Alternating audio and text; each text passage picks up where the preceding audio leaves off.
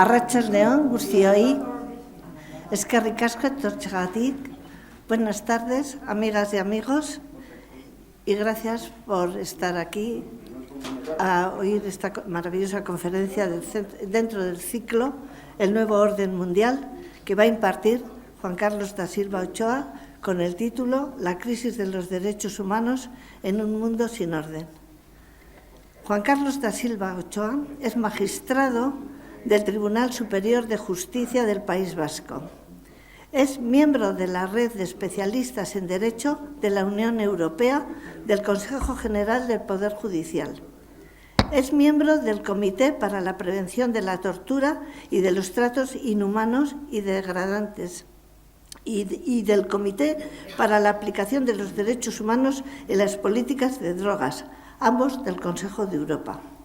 Ha participado como experto en actividades de cooperación internacional en una veintena de países de 4 continentes. Ha dirigido proyectos europeos de asistencia técnica para la reforma judicial en los Balcanes y Turquía. Ha sido letrado del Parlamento Vasco y durante más de 20 años fue profesor de Derecho Constitucional en la Universidad del País Vasco. Es socio de número de la Real Sociedad Vascongada y miembro de la Junta Rectora de la Comisión de Álava. Juan Carlos da Silva ha escrito numerosos artículos. Tiene un montón de colaboraciones en obras colectivas y ha coordinado publicaciones. El contenido de sus escritos se refiere principalmente a temáticas de derecho penal, especialmente derecho penal de la Unión Europea, la necesaria reforma de la justicia y la calidad de las leyes, y con respecto al Parlamento, la relación entre poder legislativo y poder judicial y derecho parlamentario.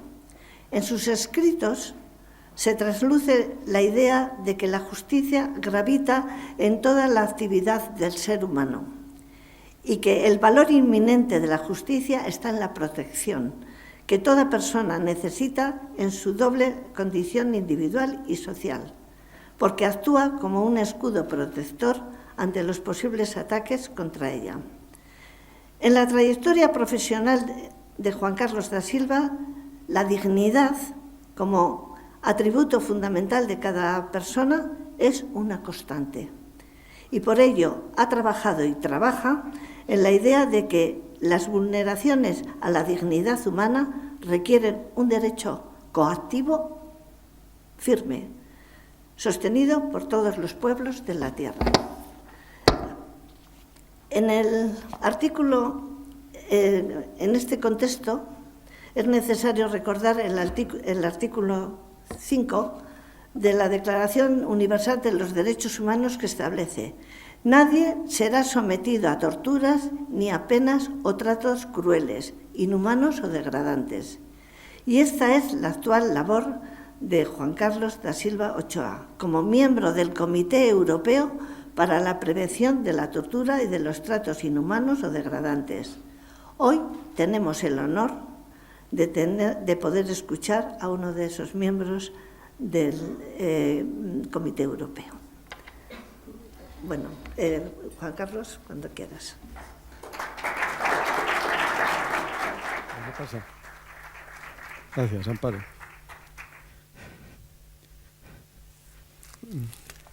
Arratsaldeon, eskerrik asko, Amparo.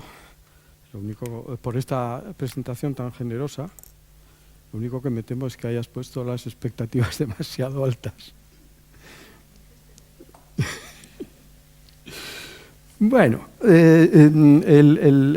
la intención de esta reunión que tenemos esta tarde es dentro de en el marco de este ciclo de conferencias sobre el desorden o el nuevo orden mundial o el nuevo desorden mundial, nos parecía muy importante incluir la cuestión de los derechos humanos, de la situación actual de los derechos humanos y el papel que juegan los derechos humanos dentro de este nuevo orden internacional.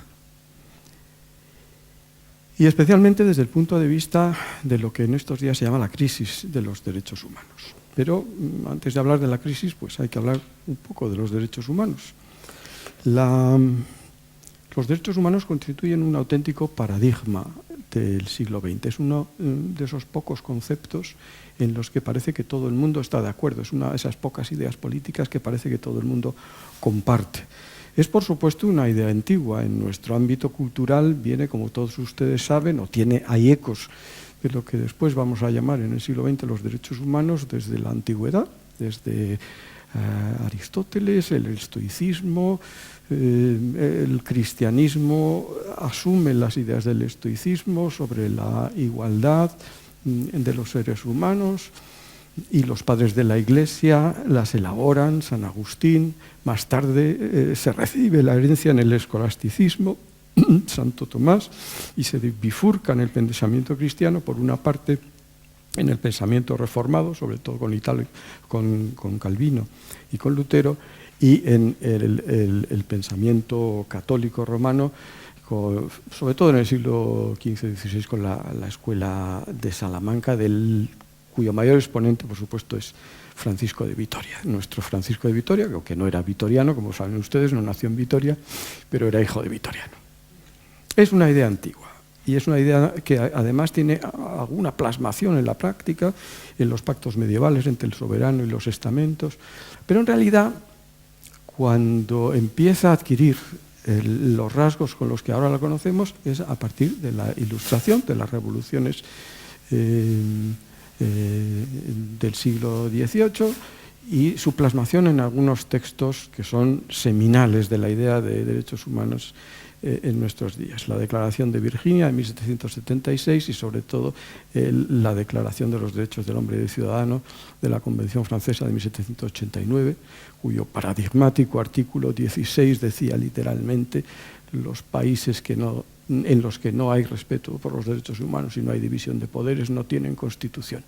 Y en esos tres conceptos está recogido lo que es este triángulo perfecto del que hablaremos enseguida: derechos humanos, democracia, Estado de Derecho. Bueno, esto está ya en 1789, cuando el artículo 16 de la Declaración de los Derechos del Hombre y del Ciudadano dice hay que respetar los derechos humanos, tiene que haber división de poderes, porque si no hay constitución. Cuando dice constitución, en realidad está aludiendo a lo que en nuestro lenguaje contemporáneo llamaríamos un Estado de Derecho. Es decir, la prefiguración normativa de las decisiones que adoptan tanto o de la eficacia de las decisiones que adoptan tanto los poderes públicos como los individuos. Pero esta idea antigua, por supuesto, sufre una gran transformación en 1948. 1948 es el resultado de unos holocaustos terribles, el genocidio del pueblo armenio, el holocausto por antonomasia, entre el 41 y el 45, el asesinato sistemático de 6 millones de judíos y de millones de personas de otros grupos, y las grandes purgas del estalinismo y las grandes tragedias humanitarias como el Holodomor de 1932-33, en los que, por decisión de las autoridades de Moscú, mueren de hambre entre 1,5 y un número indeterminado de millones de ucranianos. Y después las dos grandes guerras mundiales. 15 a 22 millones de muertos en la Primera Guerra Mundial, 70 a 85 millones de muertos en la Segunda Guerra Mundial. Tras estos horrores, la sociedad internacional se encuentra en un impasse del que sale la Declaración Universal de los Derechos Humanos de 1948, que marca un punto de inflexión que supone una gran transformación por dos motivos. Primero, porque se consigue aislar, identificar un concepto en el que todos parecen estar de acuerdo: como fundamentación de los derechos humanos, abandonando las fundamentaciones naturalistas o basadas en ideas, en determinadas ideas filosóficas o en ideas religiosas. Se acude al concepto de la dignidad humana, que parece ser el mínimo común denominador con el que todo el mundo puede estar de acuerdo. Y además, a través de la Declaración Universal, se impone una obligación jurídica de derecho internacional de respeto de los derechos humanos. Es decir, los derechos humanos dejan de ser un ideal ético-filosófico para convertirse en una obligación jurídica. Imperfecta, como veremos, pero una obligación jurídica. Este valor jurídico, esta normatividad de los derechos fundamentales, comienza con la Declaración Universal del 48. Y este triángulo perfecto es en el que vivimos a partir de 1948, que se consagra pues, en los acuerdos de Helsinki de 1976, el primer gran pacto entre los dos bloques que entonces existe, son los acuerdos de Helsinki, de los que parece que nos hemos olvidado, pero ahí había tres grandes grupos de acuerdos, uno relativo a la seguridad en Europa, otro relativo a la cooperación en materia económica y científica, pero el tercer gran acuerdo fue sobre el respeto y la promoción de los derechos humanos, por primera vez, entre el bloque occidental y el bloque liderado por la Unión Soviética, que siempre tuvo una visión crítica de la formulación que se había hecho en 1948 de los derechos humanos. Los derechos humanos, como paradigma, son probablemente el último gran metarrelato de la modernidad. Ya saben ustedes que la modernidad está en crisis, estamos en un periodo de posmodernidad, y uno de los motivos por los que la posmodernidad abdica de la modernidad es por la desconfianza en los metarrelatos. Es una idea íntimamente ligada a la idea de progreso. La idea de progreso es el pilar de la modernidad, es el pilar de la Ilustración del siglo XVIII. ¿Y qué significa esto? Pues esto significa que la humanidad avanza linealmente hacia un futuro mejor gracias a la razón, a la técnica y a la ciencia, y que se busca el bienestar constante. Y esta noción concibe el tiempo como una evolución acumulativa y positiva. Este es el paradigma de los derechos humanos en el contexto de la modernidad. Y hay una última manifestación que es paradigmática, que yo se la pongo aquí, porque muchos de ustedes la conocerán, que es este libro de Steven Pinker, publicado en 2018, en defensa de la Ilustración, donde Pinker viene a decir que vivimos en el mejor de los mundos posibles, que estamos mucho mejor de lo que estábamos, que la democracia no deja de crecer, no deja de extenderse por más y más países, y que los derechos humanos le siguen en una dinámica imparable de consolidación. Esta es la portada de la edición americana del libro de Pinker, se la pongo aquí porque la vendieron con esta frase de Bill Gates. En 2018 Bill Gates era uno de los referentes mundiales. Y Bill Gates dice, este es mi libro favorito. Nunca he leído un libro tan maravilloso como este. Y lo ponen en la portada para vender este libro.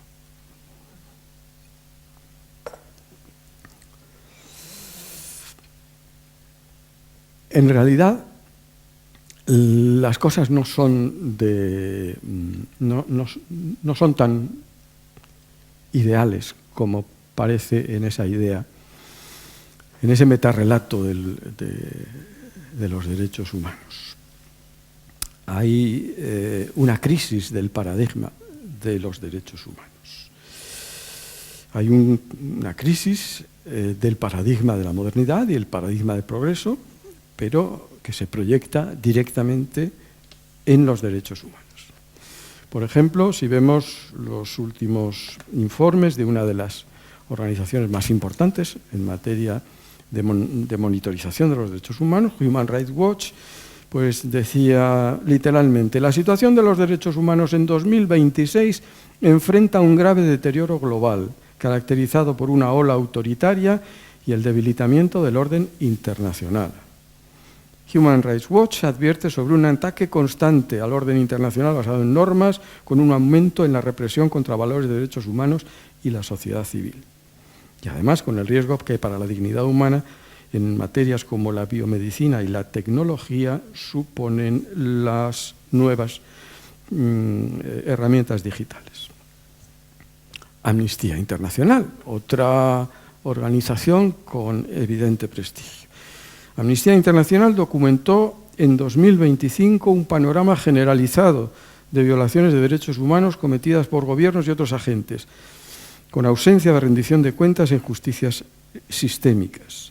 Muchos de estos escenarios, dice Amnistía Internacional, han persistido en 2026, mientras el orden internacional basado en normas es objeto de constantes ataques. Se han cometido gran cantidad de crímenes de derecho internacional y las prácticas autoritarias se han intensificado en el tiempo. Pero bueno, me dirán ustedes, es lógico, estos son citas de informes de ONGs, este es el militantismo pro derechos humanos. Bueno, no solo es el militantismo pro derechos humanos. El Parlamento Europeo, en su último informe sobre esta materia, afirma que la situación de los derechos humanos en el mundo durante 2026 se define por un deterioro global causado por crisis múltiples y en cascada, el aumento del autoritarismo y la presión sobre el sistema multilateral. Hay un auge del autoritarismo y un auge de la impunidad por la violación de los derechos humanos. Y por eso, para enfrentar estos retos, la UE tiene un plan de acción sobre los derechos humanos y democracia, en principio para los años 20-24, que se ha extendido hasta el 2027. ¿Por qué hemos llegado hasta aquí? ¿Cómo hemos pasado de la primera diapositiva a la segunda diapositiva? Y sobre todo, ¿qué hace que eso que nos ha podido llevar a esta transición nos mantenga en un estancamiento y en un empeoramiento de la situación de los derechos humanos? Pues aquí la tormenta de ideas está abierta y yo creo que cualquiera de nosotros, si nos ponemos con un lápiz y un papel a intentar listar las cosas que no van como debieran ir, pues todos haríamos una lista muy larga. Yo les propongo una lista más corta. Agrupar todos esos problemas en 4 grandes polos. En primer lugar, lo que ha sido la práctica de los Estados desde 1948. En segundo lugar, la crisis de los consensos internacionales en este casi un siglo que ha transcurrido. En segundo lugar, la puesta en cuestión de ciertos consensos internos. Y en cuarto lugar, la irrupción de ciertas tecnologías. Empezando por lo primero, la práctica de los Estados. La práctica de los Estados se caracteriza desde que entró en vigor la Declaración Universal de los Derechos del Hombre por una violación continuada de lo que es su fundamento, que es la dignidad humana. A través de genocidios y limpiezas étnicas, como el genocidio de Ruanda en el 94, 800.000 tutsis y hutus moderados asesinados en solo 100 días, o la masacre de Srebrenica en el 95 durante la guerra de Bosnia, más de 8.000 hombres y niños ejecutados. Las dictaduras y regímenes totalitarios, el gran salto adelante de Mao, supuso 2 millones de muertos y millones de detenidos en los campos de concentración. La revolución cultural provocó no solo un incremento de la represión, sino una de las mayores hambrunas de la historia. En 1975, de 1975 al 79, en Camboya, de 1,5 millones a 2 millones de muertos en Camboya, la cuarta parte de la población del país. La segregación y el racismo desde el 48 al 94 en Sudáfrica, además de la situación en Estados Unidos. Las represiones en América Latina, las dictaduras del Cono Sur en la década de los 70, con desapariciones forzadas que se convierten en un método sistemático para eliminar opositores, tortura sistemática y robo de bebés como política de control. La Operación Cóndor en los años 70, en las que se ponen de acuerdo Argentina, Chile, Argentina, Chile, Uruguay, Paraguay y Bolivia para perseguir y asesinar disidentes fuera de sus fronteras. Los golpes de Estado, las intervenciones militares, los conflictos de la Guerra Fría, la Guerra de Vietnam, la de Corea, la represión sistemática de la opinión, de la libertad de expresión y el castigo a la disidencia en la Unión Soviética hasta la perestroika, y las últimas modalidades, las últimas formas de ataque al final del siglo XX. La violencia sexual como arma de guerra en Bosnia-Herzegovina o en Ruanda, y el uso de niños soldados, sobre todo en África y en Asia. Así que en el contexto actual en el que vivimos, a lo que asistimos es a ataques de los Estados contra los derechos humanos que han experimentado, según esos 3 informes a los que me refería antes, un recrudecimiento global. En eso que Amnistía Internacional y Human Rights Watch coinciden en denominar una ofensiva depredadora contra el orden internacional. Y en el último informe, el informe de 2025 de Human Rights Watch, se dice literalmente que por 20º año consecutivo la libertad en el mundo ha disminuido. En 2025, 54 países registraron caídas en sus índices de derechos políticos y libertades civiles, frente a solo 35 que mejoraron, según el informe de Freedom House, que es otra organización internacional de gran prestigio. En segundo lugar, nos enfrentamos a la deriva autoritaria de los Estados. Es decir, no se trata de violaciones de los derechos humanos aisladas, episódicas, sino que se inscriben en un contexto estructural. Es sistémica la deriva autoritaria en ciertos países. Deriva autoritaria que en ocasiones es discreta y en otras ocasiones es muy poco disimulada. Yo diría que antes era discreta y ahora es indisimulada. El 23 de marzo de 2024 se produce un atentado gravísimo, como ustedes saben, unos 135 muertos, 180 heridos en un teatro en Moscú. Es un ataque terrorista del ISIS. Las fuerzas de seguridad se movilizan con gran rapidez y prácticamente en 72 horas, son capaces de llevar ante el juez de instrucción a estos 4 señores.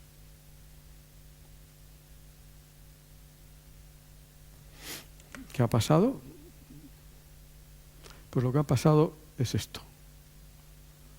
Esta foto es muy singular porque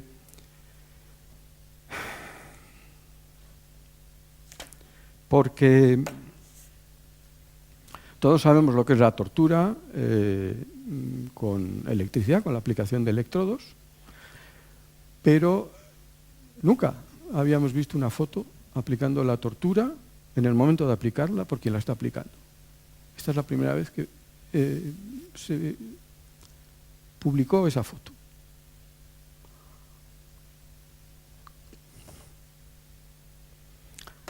Hay precedentes, me dirán ustedes, Abu Ghraib, las torturas de Abu Ghraib. Pero déjenme que les haga una pregunta. ¿Cuál creen ustedes que es la diferencia entre estas 2 fotografías?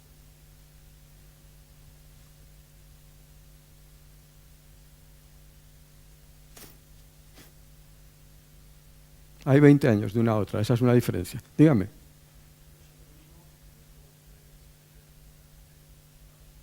Sí, es verdad. Este señor es un iraquí, este señor viene de una de esas repúblicas centroasiáticas.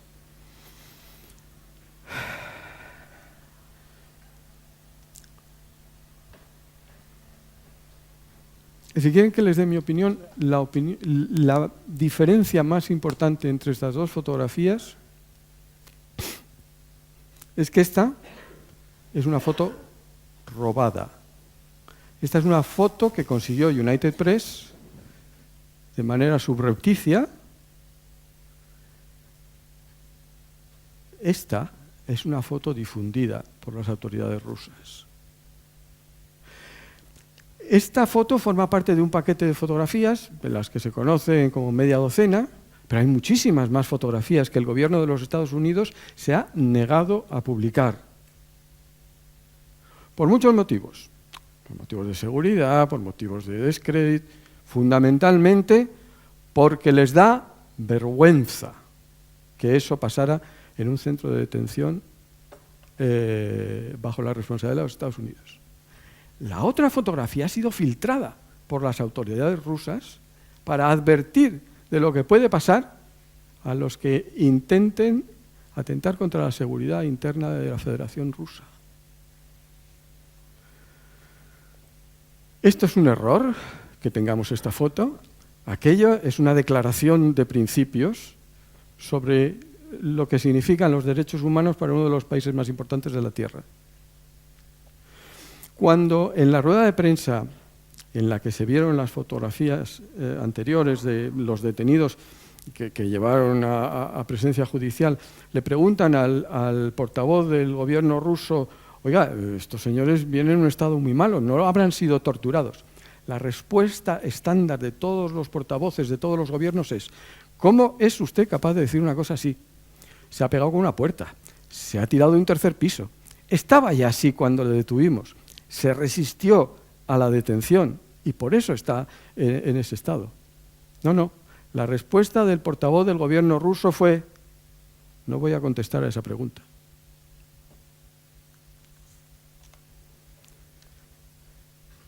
Bueno, deriva autoritaria, por tanto, discreta o indisimulada.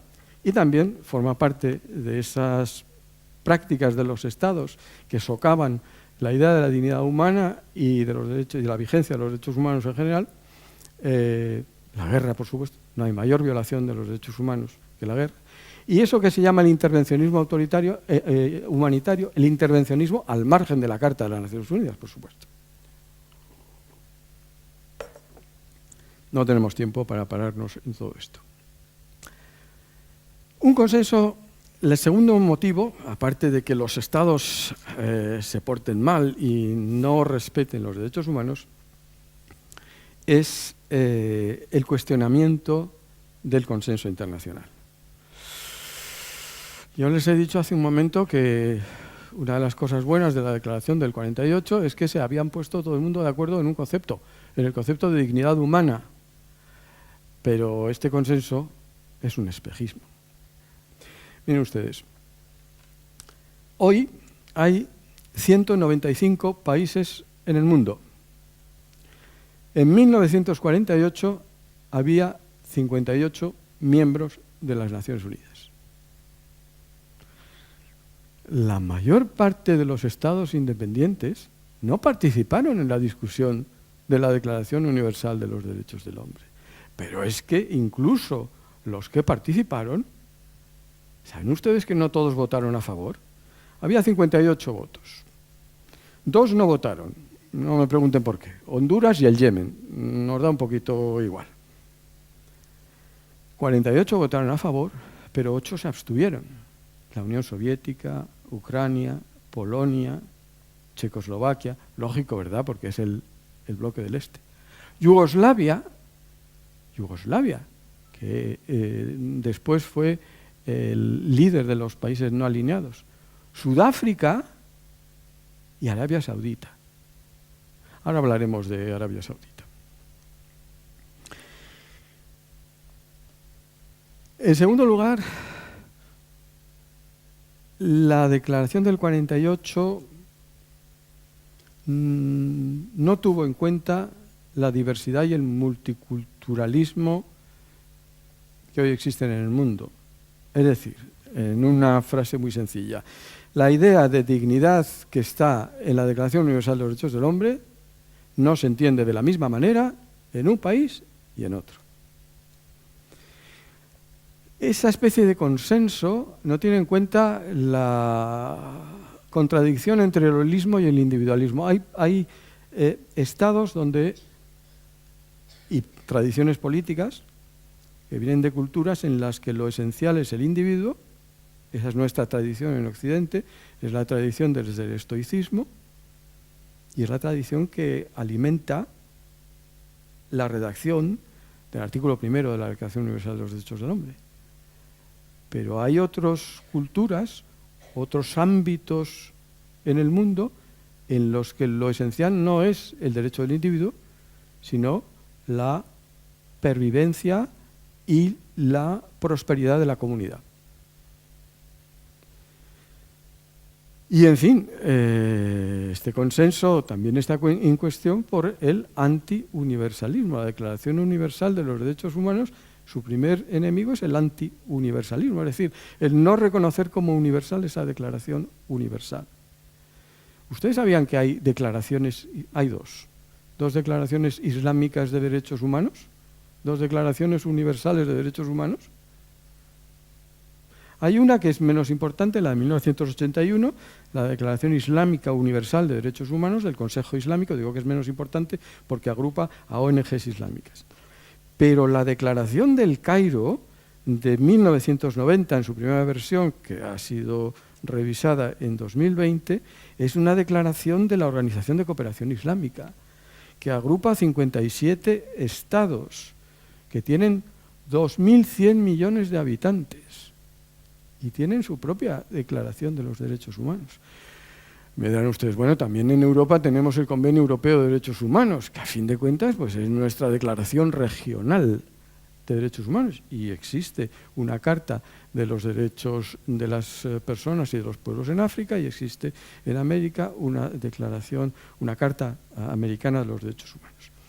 Pero el problema es que las declaraciones regionales replican y amplían el ámbito de la Declaración Universal, pero la Declaración del Cairo, la Declaración de la Organización de Cooperación Islámica, presenta problemas serios de compatibilidad con la Declaración Universal de los Derechos del Hombre. Por ejemplo, en cuanto a la fuente de los derechos, para la Declaración Universal es la dignidad humana, para la Convención, para la Declaración Islámica es la concesión de la divinidad. El foco filosófico antropocéntrico en la Declaración Universal y teocéntrico en la Declaración Islámica. La libertad religiosa en la Declaración del 48, derecho absoluto para cambiar o renunciar a la religión. En la Declaración Islámica, las renuncias a la religión tienen que estar sometidas a las normas de la Sharia, sin que se proteja específicamente el derecho de apostasía. La igualdad de género. En la Declaración Islámica se habla de papeles complementarios del hombre y de la mujer, en los que la mujer tiene unos derechos que deben ser contrapesados con ciertas obligaciones.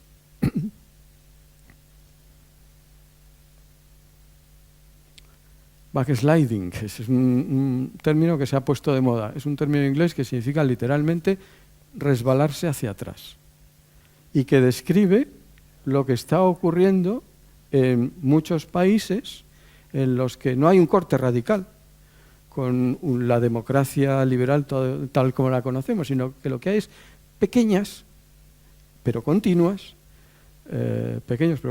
retrocesos. El ejemplo clásico son los informes de la Comisión Europea sobre Turquía. Turquía, como ustedes saben, es un país candidato al acceso a la Unión Europea y por eso la Comisión Europea todos los años hace una evaluación de los derechos humanos en Turquía. Un país importante, Turquía. Tiene una situación geoestratégica crucial. ¿Ustedes saben cuántos habitantes tiene Turquía?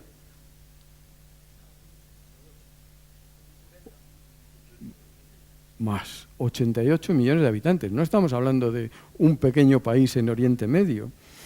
Es un país que es clave en la defensa occidental, en la OTAN. Es la 16ª economía más grande del mundo. ¿Saben ustedes cuál es la 15ª? España. Aunque hay bastante diferencia. Bueno, ¿cuál es la postura del partido AKP, el Partido de la Justicia y Desarrollo, que lleva gobernando 20 años en Turquía? Pues el partido prioriza la protección de la familia tradicional como un derecho fundamental. Y hace unos meses, en febrero, los líderes del AKP criticaron duramente lo que denominan la agresión LGTB. El gobierno persiste en ignorar los fallos vinculantes del Tribunal Europeo de Derechos Humanos, que en más de una ocasión ha dicho que hay que terminar con la prisión preventiva de Kafala, que es un empresario turco que subvencionaba ONGs contrarias al gobierno, y que el año pasado, por estas fechas, detuvo a la persona que probablemente iba a ser el próximo presidente de Turquía, que es İlhan Osmanoglu, el alcalde de Estambul. Backsliding, esto es un ejemplo, Turquía, no es el único. Hablaremos más de Turquía y de otros. Y el fin de una utopía, vaya, esto sí también rompe el consenso internacional. ¿Qué es esto del fin de la utopía? Pues mire ustedes, la utopía se formulaba de la siguiente manera. Los países más prósperos de la Tierra son países que utilizan el sistema capitalista. El sistema capitalista está íntimamente unido a la idea de libertad y de la democracia liberal. Luego, en la tarea de conseguir la prosperidad, todos los países de la Tierra van a terminar utilizando el sistema capitalista. El socialismo no ha producido más que miseria y, como consecuencia de esa transformación económica, los sistemas se van a hacer cada vez más abiertos y más liberales. Mentira. China crece a unas... es el país que más crece en el mundo. Es la segunda economía en estos momentos. Y, bueno, aquí hay economistas que saben mucho más de esto que yo, probablemente se pueda poner al nivel de la primera. Esa idea ingenua de que, bueno, aunque no nos empeñemos, al final las cuentas van a salir porque todo el mundo quiere vivir bien y para vivir bien hay que tener un sistema liberal, un sistema que trae aparejada indefectiblemente la democracia y el respeto de los derechos humanos. Pues no es así, no es así. Y estamos en sistemas de autoritarismo competitivo o de no Estado de Derecho y de gran progreso económico.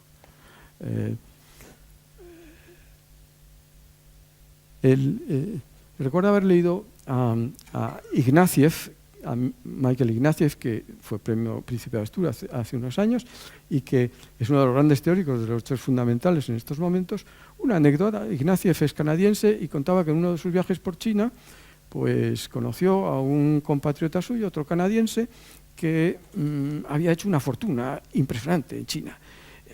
Llevaba 20 años allí, había construido infraestructuras, había construido edificios, tenía muchísimas empresas y era un hombre riquísimo. Y le preguntó por curiosidad: hombre, tú tienes que tener un asesoramiento jurídico brutal, aquí tienes que tener un despacho de abogados de primera fila en Pekín y además varios despachos, uno en Nueva York y otro en Ginebra y otro en Londres. Hasta que Ignacio se dio cuenta de que su compatriota, que llevaba 20 años viviendo en China, no le estaba entendiendo en absoluto. Y decía: sí, hombre, pero con tantos negocios tú tienes que tener muchos problemas legales, muchos problemas jurídicos. Y dice: ah, bueno, pero es que yo cuando tengo un problema jurídico lo arreglo en el campo de golf. Eso es lo que se llama el capitalismo crony, el capitalismo de los amiguetes. El capitalismo que se ha instaurado nada menos que en la Federación Rusa, donde a los jerarcas del régimen se les acabó el socialismo en un solo país, pero se encontraron con un montón de commodities, de cosas con las que podían negociar. Tenían todo el sector público, tenían empresas. Bueno, lo que hicieron es transferir parte de ese poder económico a sus amigos a cambio de que sus amigos les mantuvieran en el poder. Y eso es lo que hace que un señor que era un agente de la KGB ahora sea, desde hace tantísimos años, el presidente de la Federación Rusa. Y un señor que perseguía, entre otras cosas, a los sacerdotes de la Iglesia Ortodoxa, hoy lo pueden ver ustedes con una velita encendiendo la vela delante de los iconos en la Catedral de la Trinidad Bueno, esto es el capitalismo crony. No hace falta llegar a la democracia ni al respeto a los derechos humanos para que el capitalismo aparentemente funcione. No hace falta que funcione dentro del país, basta que funcione fuera si el país tiene algo que ofrecer a los mercados exteriores. Junto a esta crisis de los consensos internacionales, yo creo que es muy importante hablar de la crisis de los consensos internos. Por un lado, aquí se puede hablar de muchas cosas, pero he tenido que seleccionar. Y entonces voy a hablar de dos cosas, por un lado y por el otro lado. Por un lado, lo que se denomina la crisis de autoestima de Occidente. Un fenómeno de desánimo colectivo y de pérdida de confianza en los valores, la historia y las instituciones que han definido a las sociedades occidentales que estaban en la base de la Declaración Universal de los Derechos Humanos. Una deconstrucción de la legitimación, el discurso de defensa de los derechos humanos es en realidad una cortina de humo para oscurecer un pasado tenebroso de Europa y del mundo occidental en general. Es una válvula de escape, es un intento de calmar el descontento social sin alterar las bases de poder real. Y aquí hay dos palabras claves. Si ustedes van a los programas de ciencia política de las escuelas de ciencia política de los Estados Unidos, hay dos palabras claves, la palabra colonialismo y la palabra esclavitud. Y el mundo occidental es lo que es gracias al colonialismo y gracias a la esclavitud. Por ejemplo, Frantz Fanon es un francés martiniqueño, es uno de los inspiradores de los actuales estudios postcoloniales en Estados Unidos y en las universidades de toda Europa. El bienestar y el progreso de Europa se han construido con el sudor y los cadáveres de negros, árabes, indios y amarillos. Y esto no se nos va a olvidar. Y Aimé Césaire, también martiniqueño y diputado en la Asamblea Nacional, escribió una obra importante, El discurso sobre el colonialismo, de la que seguramente ustedes hayan oído hablar, y argumenta que Europa no tiene autoridad moral para presentarse como la cuna de la civilización o de los derechos humanos, porque para construirse aplicó métodos en las colonias que fueron el inicio de la barbarie. Lo que Occidente llama derechos humanos fue históricamente una fachada para la explotación. Europa se ha construido sobre el sudor y los cadáveres de los pueblos colonizados. Es verdad. Y es sobre todo indignante cuando lo que se utiliza es la violencia extrema para conseguir mantener la situación de dominación. Déjenme enseñarles una imagen. ¿Alguno de ustedes sabe lo que es eso? Bueno, pues eso es nada más ni nada menos que una torre construida con cráneos humanos. No es la única que existió, pero esta tiene dos características y por eso se la he traído aquí. Esta es un grabado de época del siglo XIX, cuando se construyó la torre con esos cráneos. Ahí no lo ven ustedes, pero yo se lo voy a enseñar. La primera cosa interesante de esta torre es que, al revés de lo que ha ocurrido con otras, esta sigue existiendo. Está ahí la tienen ustedes. Está protegida ahora con unos cristales para que la gente no toque. Le han construido unas paredes hace ya casi un siglo y un tejado para protegerla como un monumento de lo que ahí pasó. Quedan algunos cráneos de los casi 1000 cráneos con los que se construyó la torre. Y esa torre se construyó a las puertas de la ciudad, en el camino por el que pasaba todo el mundo.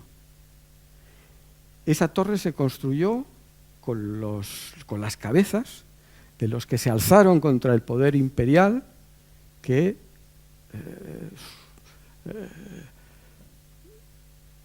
aseguraba un sistema de explotación de las riquezas de ese país para llevárselo a la metrópoli.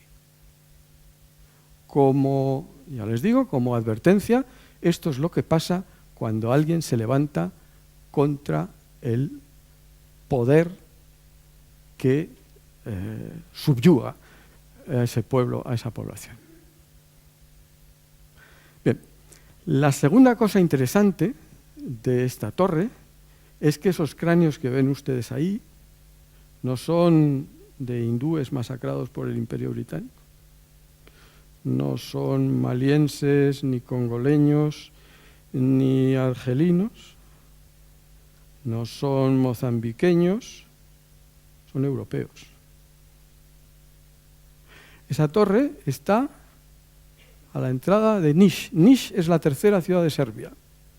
En 1804 se produce lo que se llama el primer levantamiento serbio. Y en 1809 las tropas que envía la Sublime Puerta a Serbia, que era en ese momento una colonia del Imperio Otomano, construyen esta torre como advertencia para cualquiera que intente alzarse contra el sistema de dominación imperial en los Balcanes.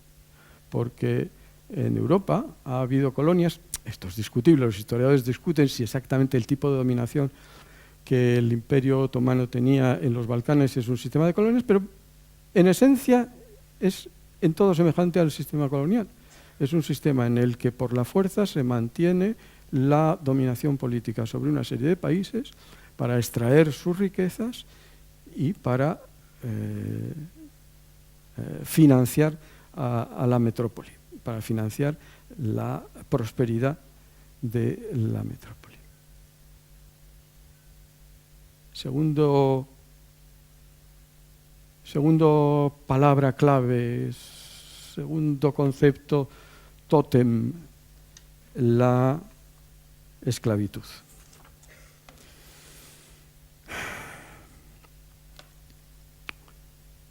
Y es verdad, la esclavitud es una página negra de la historia de Occidente. Determinar el número total de muertes causadas por la trata de esclavos es complejo. Solo en lo que se llama el paso medio, lo que es la travesía del Atlántico, desde las playas de África hasta las plantaciones del Caribe, de Norteamérica, del Caribe y de Sudamérica, se estima que murieron entre 1,2 y 2,4 millones de personas. Las víctimas totales de la trata transatlántica, pues no se sabe, porque son 400 años y es muy difícil determinarlas. Las Naciones Unidas y el Alto Comisionado para los Derechos Humanos sitúan en más de 15 millones el número de hombres, mujeres y niños que fueron víctimas directas de este comercio. Este es el mapa de la vergüenza de Europa, de la vergüenza de Occidente. Y supongo que todos ustedes están familiarizados con este mapa. ¿Conocen ustedes este otro mapa? Igual les suena menos. Es un mapa de trata de esclavos también. Pero al revés de lo que ocurre con el otro mapa, no sale América. ¿Por qué no sale América? Porque lo que refleja es la trata de esclavos dentro de África. Determinar el número exacto de personas que murieron en la trata de esclavos en el mundo islámico es sumamente difícil debido a la falta de registros precisos, porque fueron no 400 años, sino 13 siglos de duración, del siglo VII al siglo XX. Pero hay unas estimaciones que hacen los historiadores de víctimas y de mortalidad. Volumen total de cautivos se estima que entre 10 y 18 millones de personas fueron esclavizadas y transportadas a través del Sáhara, el Mar Rojo y el Océano Índico. El comercio transsahariano fue especialmente mortífero. Se calcula que aproximadamente 1 millón de personas murieron solo en las rutas de las caravanas que cruzaban el desierto. Por cierto, en ese cómputo total de esclavos hay que incluir a 850.000 esclavos europeos. 850.000 europeos que fueron objeto de trata de esclavos en este contexto del comercio de esclavos en África, principalmente a través de las capturas de los piratas en el Mediterráneo. ¿Causas principales de la muerte? Pues a diferencia de la trata atlántica, durante la mayoría de las muertes ocurrían en el mar. En el mundo islámico la mortalidad se concentraba en las marchas por el desierto. El hambre, la sed y el cansancio extremo diezmaban las caravanas. La castración, una gran parte de los esclavos varones eran castrados para servir como eunucos y debido a las precarias condiciones en las que se practicaba la operación, la tasa de mortalidad es extremadamente alta. Algunos historiadores la cifran en 80-90%.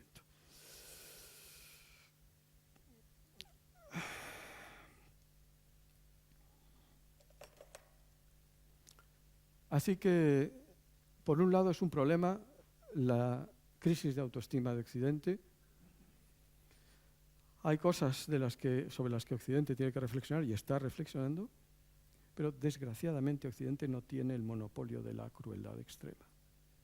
Por el otro están los problemas de la democracia iliberal, de la que ustedes habrán oído hablar hasta la saciedad, eso que se llaman las democraduras o las dictablandas, sistemas en los que es una especie de punto híbrido entre las autocracias y las democracias.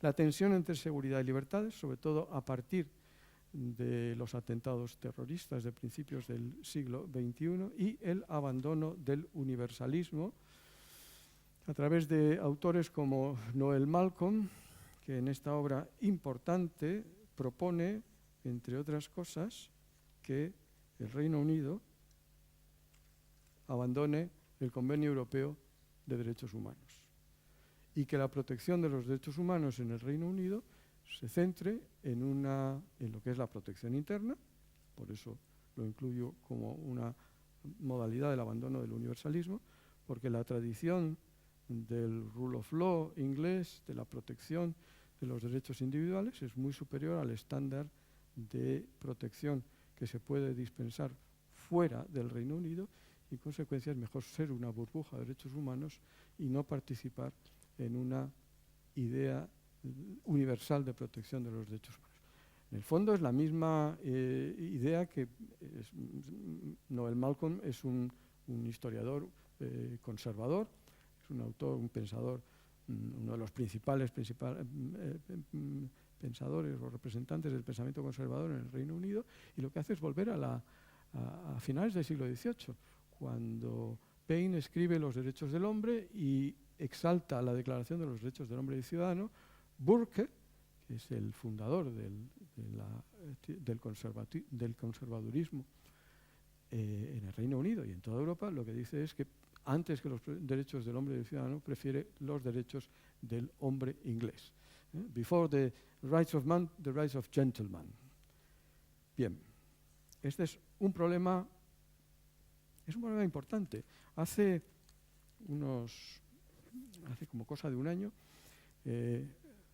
la ministra de Asuntos Internos de la ministra del Interior de Estados Unidos, que es una mujer que pertenece a una minoría racial y que es joven y que además es socialista, se dirigía al Comité de Ministros del Consejo de Europa y les decía: mire usted, nosotros los derechos humanos, mucho antes que ninguno en Europa, nosotros la defensa de los derechos humanos a muerte, pero mire usted, hay ciertas resoluciones del Tribunal Europeo de Derechos Humanos por las que no podemos pasar.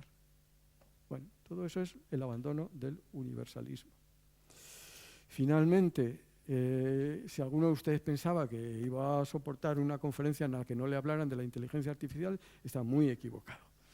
Las tecnologías, no cualquier tecnología, las tecnologías que manejan la información y que analizan la información suponen un riesgo evidente que tiene 5 grandes impactos sobre los derechos fundamentales, sobre la intimidad por la recogida masiva de datos y el perfilado conductual, produciendo una suave heterodirección, como dicen los especialistas, de la conducta, sobre la igualdad y no discriminación, porque muchas tecnologías funcionan precisamente mediante la estandarización, es decir, la clasificación, categorización de las personas, produciendo discriminaciones indirectas, segmentaciones sociales y perpetuaciones de sesgos tradicionales.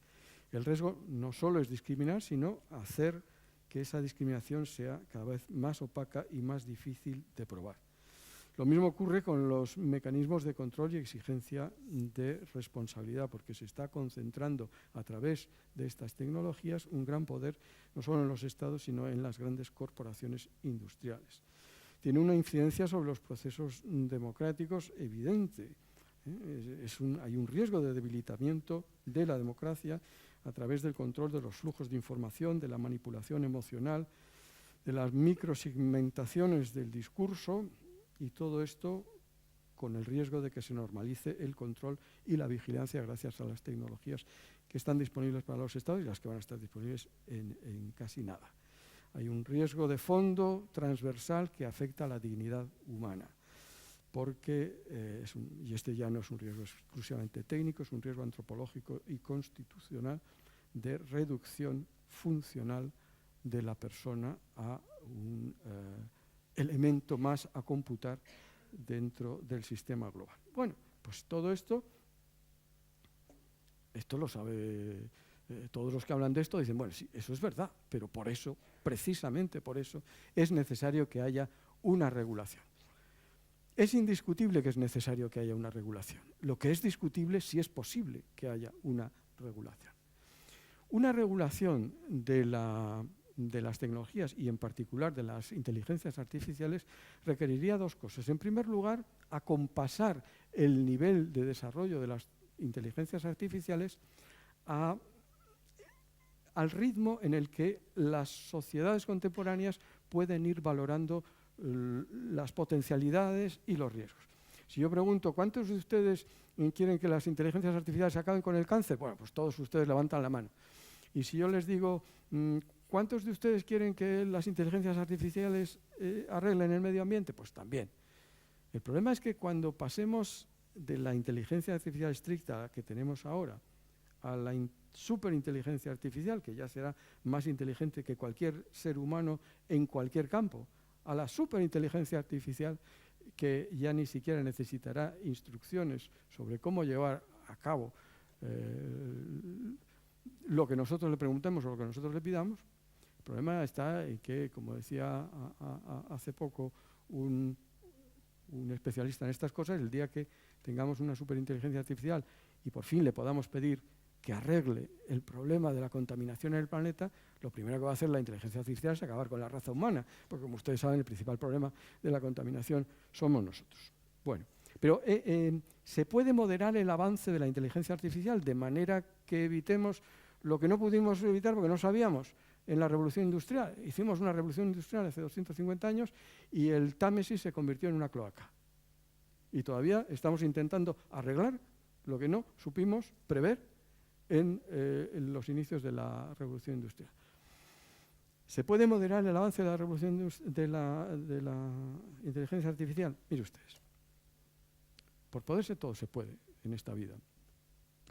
Pero es que se estima que en 2026 solo los 4 grandes de la inteligencia artificial, Alphabet, Amazon, Meta y Microsoft, invertirán entre 650.000 y 725.000 millones de dólares en investigación. Están corriendo. Esto es una carrera entre los grandes en Estados Unidos, pero es una carrera también a nivel internacional. Es una carrera entre los Estados Unidos y China y otros países. Ustedes saben que una de las primeras decisiones que toma la nueva administración americana es incrementar exponencialmente la inversión en inteligencia artificial. Porque ya no se trata solamente de tener ordenadores que hagan más cosas, se trata de tenerlos antes que los chinos y poder utilizarlos para todas esas cosas malas que, aparte de encontrar una cura para el cáncer y encontrar la solución a la contaminación, todas esas cosas malas que se pueden hacer con la inteligencia artificial y que ya se están haciendo con la inteligencia artificial. Y lo segundo es una regulación en sentido estricto, normas que limiten la inteligencia artificial. ¿Eso se puede hacer? Pues bueno, vamos a ver. Es muy difícil. Fíjense en este gráfico que está un poco desactualizado porque llega hasta 2024. Y en materia de inteligencia artificial, los gráficos hechos ayer, hoy ya están desactualizados. Pero bueno, se pueden ustedes hacer una idea de qué es lo que invirtió Estados Unidos y qué es lo que invirtieron los asiáticos, China. Europa está aquí, en este color. Los británicos, bueno, Turquía, aquí está España, no está mal, ¿no? Pero, ¿esto qué significa? Que las inteligencias artificiales no están en manos europeas, están en manos de Estados Unidos y de China. Y si comparan ustedes este gráfico con este otro, lo cual es muy difícil porque son muchos colores, muchas cifras y muchas imágenes en poco tiempo, los países que más dependen de la inteligencia artificial, porque son los que más la utilizan en la práctica, esto del 50-60%, son dos: los Emiratos Árabes y Singapur. Bueno, vamos a olvidarnos de esos porque son muy pequeños, como lo único que tienen es dinero, pues pueden trabajar con la inteligencia artificial hasta donde quieran. Pero después está el azul claro, y en el azul claro está buena parte de Europa y desde luego está España. En España el 42% de la población en edad laboral ha utilizado la inteligencia artificial en 2025. Es decir, hay una penetración grandísima en Europa de las herramientas de inteligencia artificial. Pero esas herramientas de inteligencia artificial no pertenecen a los europeos, están en manos de Estados Unidos y de China. Si admitimos la premisa de que la inteligencia artificial es un riesgo extraordinario por esos 5 motivos que les he dicho para los derechos humanos, comprenderán ustedes lo dramática que es la comparación entre los dos gráficos. Estamos muy expuestos a los riesgos en materia de derechos humanos por la utilización de tecnologías, y esas tecnologías están absolutamente fuera de nuestro control. Bueno, ¿dónde estamos? Y con esto ya termino, y perdonen que me haya extendido un poco más de lo que debiera. ¿Dónde estamos?